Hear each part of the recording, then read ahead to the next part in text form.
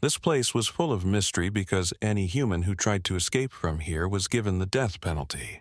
After an accident in 2014, when the secret agent opens his eyes, he finds himself in a strange town in the year 428. And the most shocking thing was that the people of that town still believed they were living in the year 2000. But the truth was that for the last 2,000 years, they had secretly been kept there as part of a dangerous survival plan.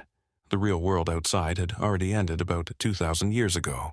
Now, Ethan suddenly wakes up in the thick forest near this town. Ethan was a Secret Service agent who was on a mission with his partner to find two missing federal agents from their organization.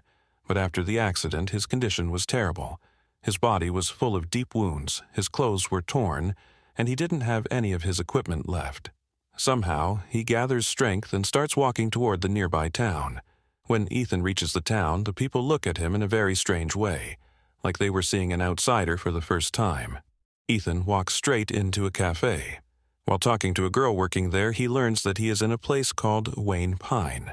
Ethan is about to ask her more questions when he suddenly collapses from weakness. When he wakes up, Ethan finds himself in a hospital, where a doctor named Pam is standing in front of him. Pam tells him that many of his bones are broken and he needs to rest for a while. Hearing her, Ethan slowly begins remembering everything. He was traveling with another partner, and their car suddenly crashed into a truck. Remembering this, Ethan quickly asks Pam about his partner, but Pam tells him that his partner died on the spot, and Ethan somehow escaped and ended up in the forest. Ethan wants to call his wife to tell her everything, but according to Pam, his phone and ID card are at the police station. He can pick them up later, but for now he needs to rest. But after spending just a few hours in the hospital, Ethan starts feeling that something is very strange. There was no doctor except Pam. The whole hospital felt empty. Ethan didn't want to stay there anymore. He quickly puts on his clothes and walks out. The hospital corridors were deserted. No patients, all rooms locked. Ethan goes straight to the police station, but the gate is locked. Now he thinks maybe the town is having some kind of holiday. A little further he sees a bar, so he goes inside hoping to use a phone. The bartender's name was Beverly. Ethan talks to her, borrows the phone, and tries calling his wife. But no matter how many times he tries, the call doesn't connect. Seeing his worry, Beverly asks what happened. Ethan tells her everything, about his missing partners and his current situation. But the moment Beverly hears the names of his missing partners, she suddenly goes silent, like she just heard a huge secret. For now, she gives Ethan a piece of paper with an address on it, smiles, and says he can come see her any time if he feels upset. When Ethan flips the paper over, he finds another line written on the back. There are no crickets in Wayward Pines. Reading this confuses Ethan, but he doesn't think much of it and leaves the bar. Suddenly, he hears the sound of crickets coming from the bushes nearby. Shocked, he walks toward the sound. When he pushes the bushes aside, he finds a speaker, and the cricket sounds were coming from it. Seeing this, Ethan realizes that nothing in this town is natural. A little later, Ethan reaches a motel to spend the night. But because he had no money, they throw him out early in the morning. Outside, he remembers the address Beverly gave him. When he reaches the place, Ethan is shocked. It's an old, decaying cabin.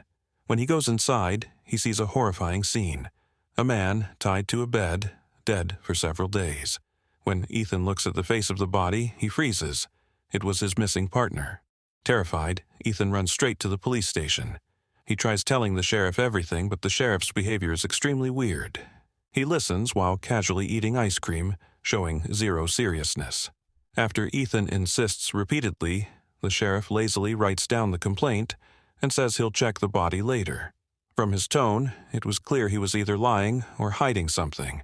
Ethan leaves and immediately tries calling his wife again, but her phone is unreachable. He calls his organization and finally someone picks up. Ethan says, "This is Ethan. Put my boss on the line. This is serious." But the man on the other side keeps making excuses and finally cuts the call. Now Ethan is certain. Something very wrong is happening in this town. Frustrated, he goes back to the bar to talk to Beverly. But today, Beverly wasn't there. When Ethan asks the bartender about her, he says there is no woman named Beverly working there. Hearing this, Ethan gets angry, grabs the man's collar, and shouts at him. The guy gets angry too and hits Ethan on the head, knocking him out. This time, when Ethan wakes up, he is again in the hospital, but now his hands and legs are tied. A psychiatrist arrives and tells him that due to the accident, Ethan has a dangerous blood clot in his brain, which is causing hallucinations. He also says Ethan needs surgery soon to remove the clot, but Ethan knows what he saw was real, not a hallucination, so he refuses the surgery. But Dr. Pam doesn't listen. She injects him and knocks him out, then takes him toward the operating room. On the way, Ethan struggles to stay conscious, and then realizes that the person pushing his stretcher is none other than Beverly. She had come to save him. Beverly wakes him up more fully and takes him into an elevator so they can talk safely outside the hospital. Ethan still feels dizzy from the drug, so they hide in a bathroom for a moment. Ethan breaks the bathroom glass on purpose to see outside. At that moment, Pam arrives at the bathroom door. Ethan immediately attacks Pam and escapes with Beverly. They go to an empty house. There, Beverly tells him she has been stuck in this town for years, and she came here in 1999. Ethan is shocked because his calculations about the timeline don't make sense anymore. Beverly also tells Ethan that the dead agent he found was actually killed by the sheriff. The town had strict rules. No one can try to escape. Hearing this, Ethan becomes even more scared. But because of the drugs, he faints, and when he wakes up the next morning, Beverly is gone. Ethan returns to the town, and now everything seems normal again. At a nearby party, he notices a woman named Kate, the other agent who had disappeared. But the most surprising thing was that Kate looked much older now. Ethan doesn't approach her immediately. After the party ends, Ethan follows Kate and her partner to their home. He keeps wondering how she aged so much because just 1 month ago they were having an affair, and she looked completely different. Ethan rings her doorbell. At first, Kate pretends in front of her husband that she doesn't know Ethan. A little later, she sends her husband inside on some excuse and whispers that the entire town is covered with CCTV cameras and every movement is watched 24/7. So she tells Ethan to be extremely careful. But Ethan still wants to know how she aged so much. According to Kate, she's been in this town for 12 years, while Ethan knows she went missing only a month ago. That makes Ethan's mind spin. Kate refuses to answer any more questions and smiles, telling him to leave so nothing looks suspicious. After hearing all this, Ethan desperately wants to escape the town. He breaks into a nearby car, hotwires it, and drives out of town. After some time, he reaches the town's entrance sign, thinking he is finally leaving the place. But after hours of driving, the same sign suddenly appears in front of him again. Ethan realizes it's impossible to escape by road. He gets out and runs into the forest. He carefully crosses all obstacles until he reaches the farthest end, where he finds a huge wall surrounding the entire town, with high-voltage electric wires on top to kill anyone who tries to climb out. Ethan goes back to the car, but the sheriff suddenly appears and arrests him for stealing the vehicle. Ethan tries to explain he's a Secret Service agent, but the sheriff doesn't believe him. The sheriff places Ethan under house arrest for a few days. Ethan is forced to stay in an old, rotten hotel. Ethan decides he must gather all information about the town. He learns there is no internet available. He goes back to the broken cabin where his partner's body was still lying in a rotting state. When he looks closely, he sees a small booklet hidden near his partner's leg. Ethan is about to take it when the sheriff suddenly arrives and points a gun at him. The sheriff, furious, forces Ethan back to the hotel. Instead of going to the hotel, Ethan goes to the bar, and luckily, Beverly is there. She immediately turns up the music and starts dancing so people won't hear their conversation. While dancing, she whispers that the dead agent had planned to escape with her earlier. He had made a detailed map of the town and kept it in his book.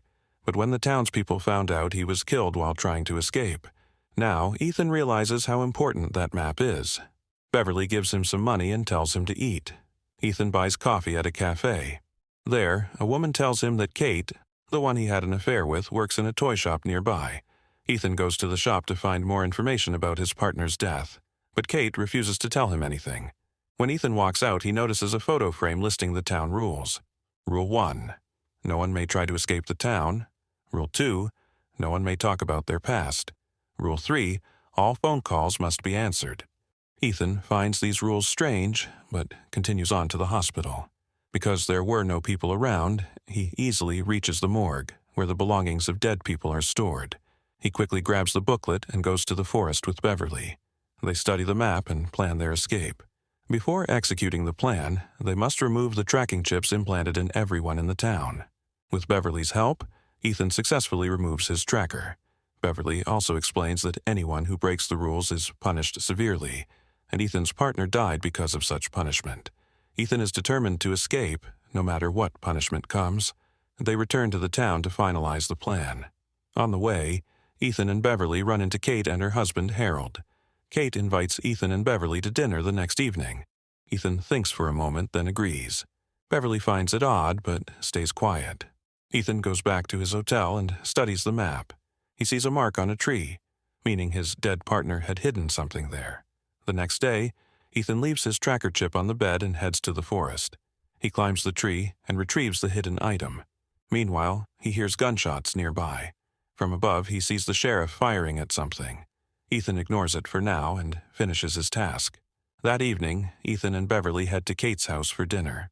Beverly hesitates at first, but Ethan explains that tonight they must escape, and the plan is ready. She agrees. During dinner, Ethan talks with Kate for a bit, then excuses himself to the bathroom. He checks for cameras, and when he's sure there are none, he leaves his tracking device there. Meanwhile, Beverly casually talks to Kate and Harold and intentionally mentions her daughter, proving she hasn't seen her since coming to the town. Talking about the past breaks one of the town's rules. Pretending to be upset, she goes to the bathroom. When Beverly doesn't return for a long time, Kate and Harold realize Ethan and Beverly are planning to escape. By this time, Ethan and Beverly are already outside. Ethan tells Beverly that his partner's hidden package gave them crucial clues for escaping the town. Suddenly, all the house lights around them turn on, and phones inside every house start ringing. Then, people come out with weapons chasing Ethan and Beverly. Now the questions are, will they uncover the secret of this town? Will they escape? Or will the townspeople kill them first? If you enjoyed the story, hit like and subscribe. Write next part in the comments if you want so.